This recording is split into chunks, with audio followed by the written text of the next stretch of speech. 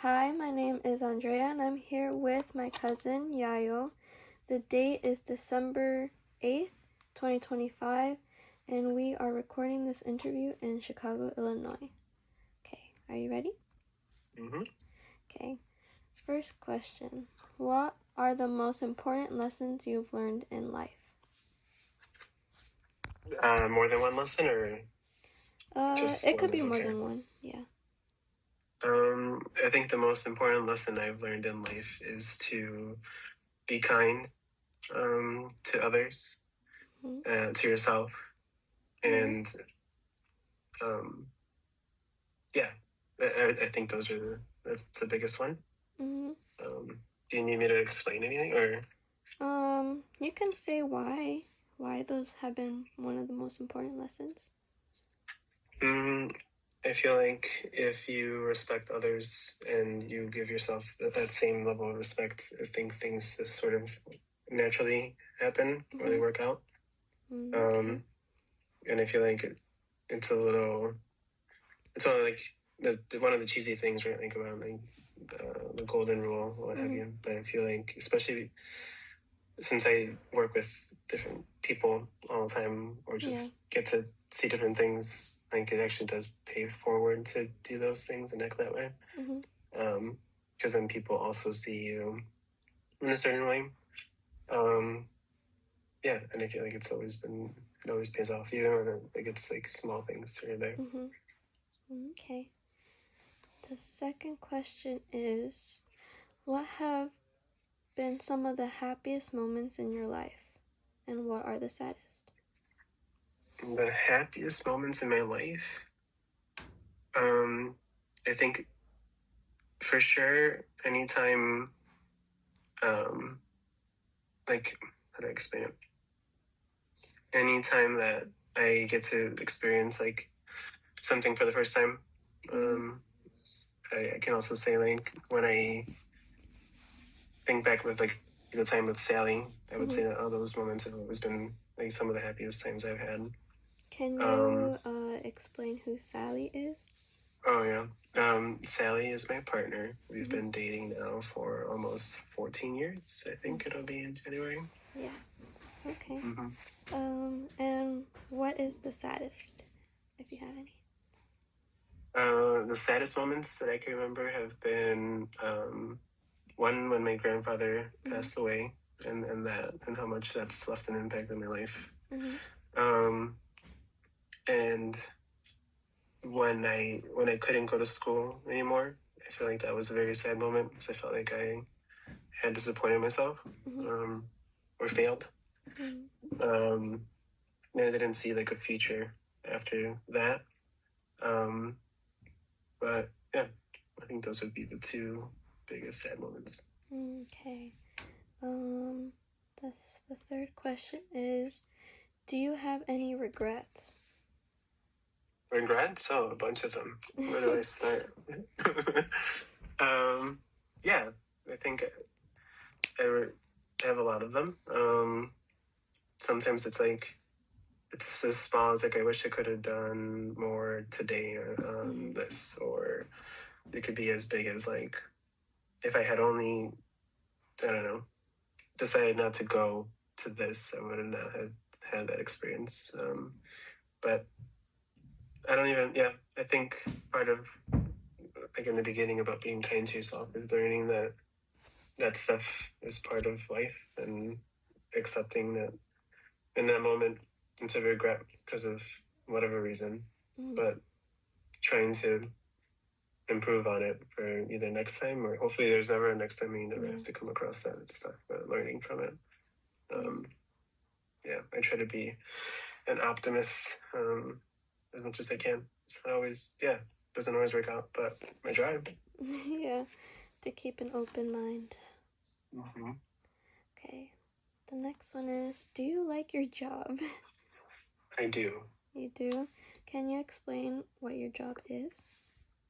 I am an account executive, assistant vice president, as part of a insurance brokerage and professional services firm. So what I do is essentially quarterback the entire like team around the client and make sure that we deliver either what we say we're going to do, or that we're always thinking about like what is it that could be a problem or opportunity for us, and then try to solve it. So I like to think of what I do is like, we know, what's the saying go? It's like our role is about an inch deep, but a mile wide, meaning that we know a lot about we know a little about a lot. So it's just enough to make sure that I can make the connections and keep learning. Okay.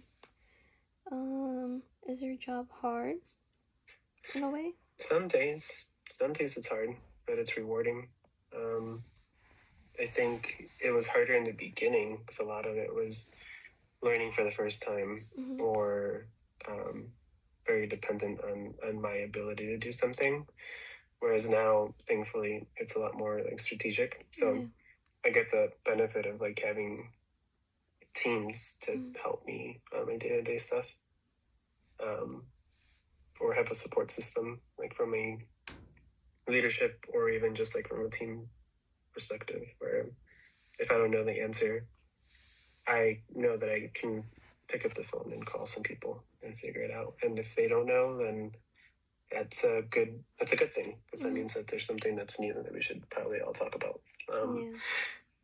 And I like, it's also very complicated because I work with global companies. So we need to work with a lot of randomness throughout the day, or a lot of international issues too, where sometimes in other roles like that doesn't come across, but that's pretty much like my job, is to figure out problems that are happening in Mexico or South America or Europe, and then try to figure out what we can do from here.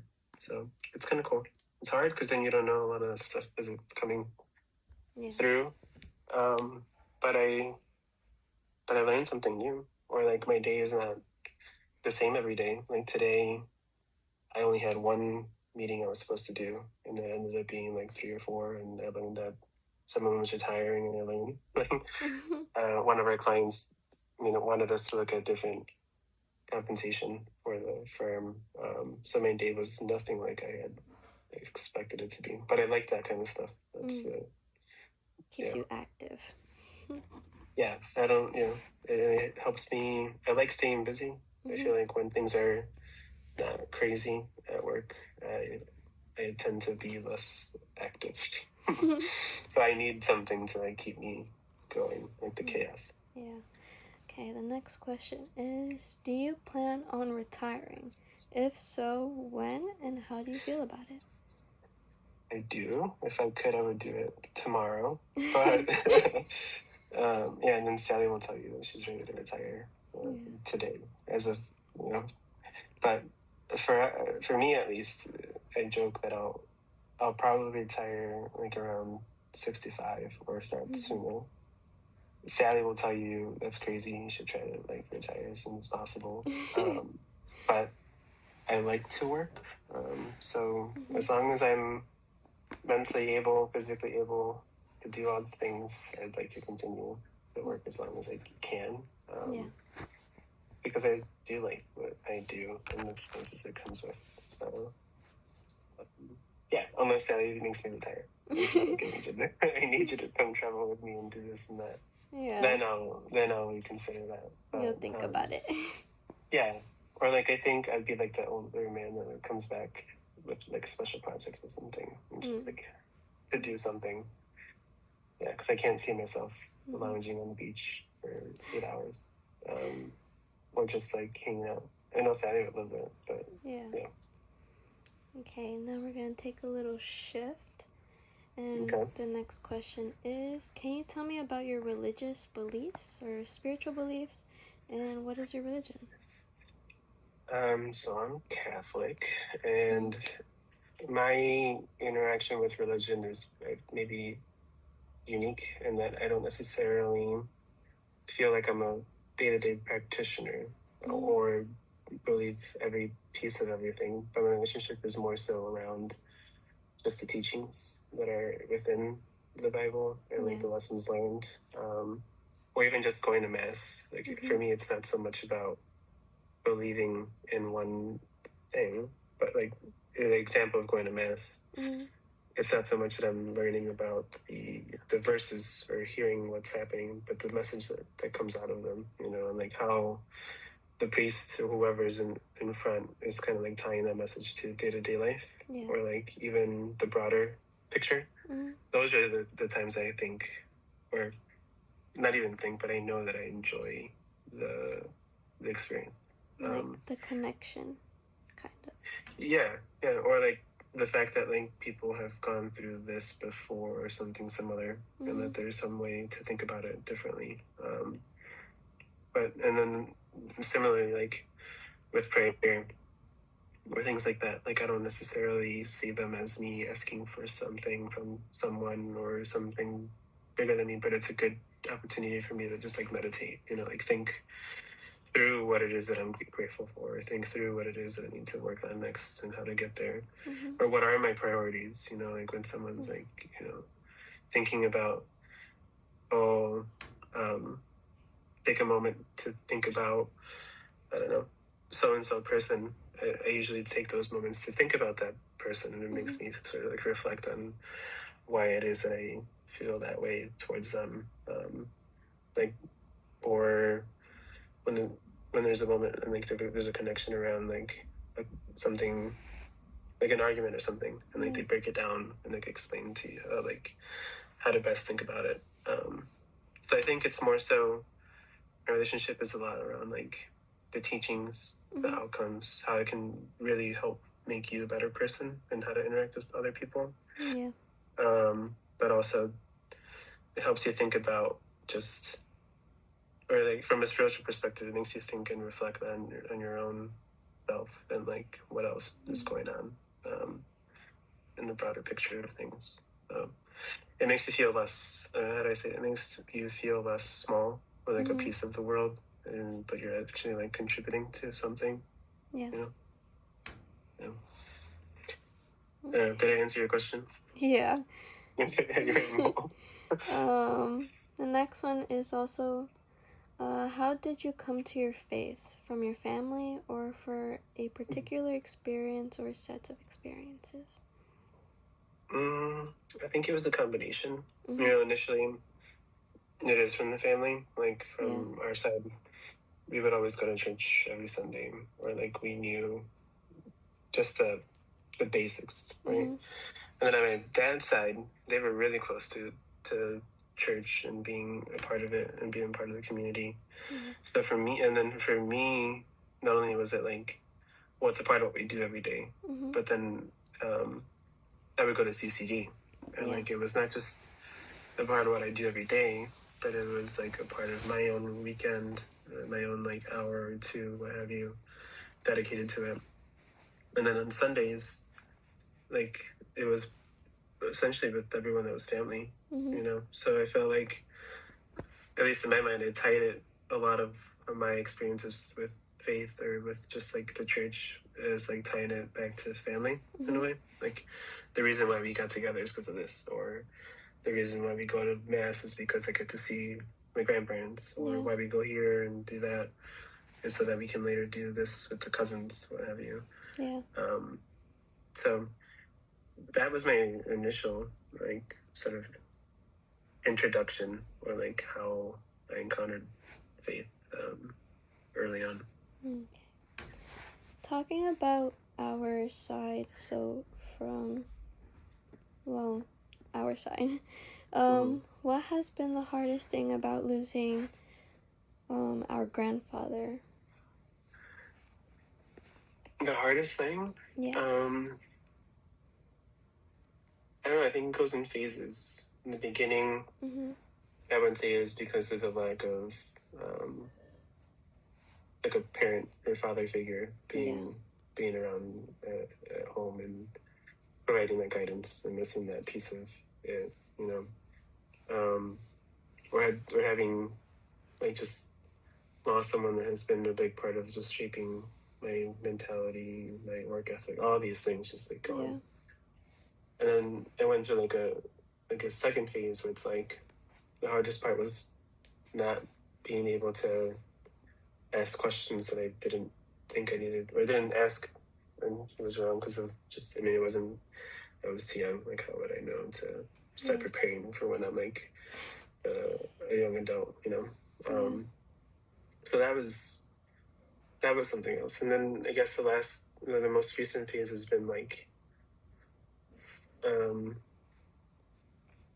living the values that we learned and like how we compose ourselves. I feel like has been the hardest because time has passed now since that happened.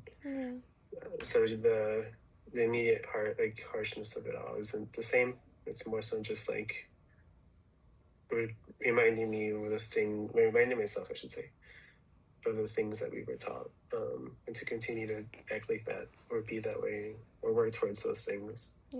Without having someone there to watching you all the time. So reminding me, it's that really right now. But different stages. Yeah. I would also think like for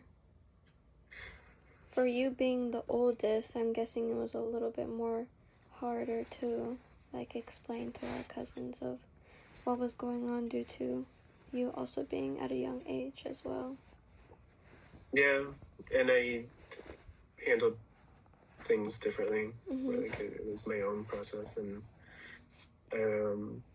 yeah, I'm not the most expressive day to day when it comes to that stuff. So it was like talking to my mom about things, or sometimes the question is like, why are you the way you are? And it's like, well, you know, I was just shaped into certain things. What was your relationship like with him? It was good, strong. It was like I would like to think it was very similar to father and son relationship. Yeah. Okay.